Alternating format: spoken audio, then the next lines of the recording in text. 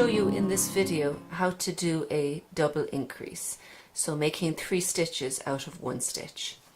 We're going to begin by knitting between these 2 stitches. So you put your needle in between the stitches, wrap it around and lift it up. Next we're going to move this stitch from the left needle to the right needle, and then finally we're going to work between these two with this needle to increase on the other side.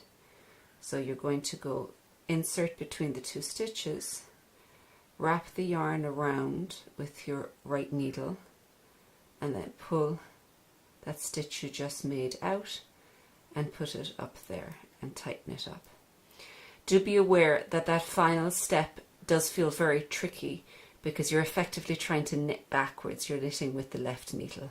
But once you get the hang of it, you'll see the benefits of doing the increases on each side like that because they're centered around that original stitch.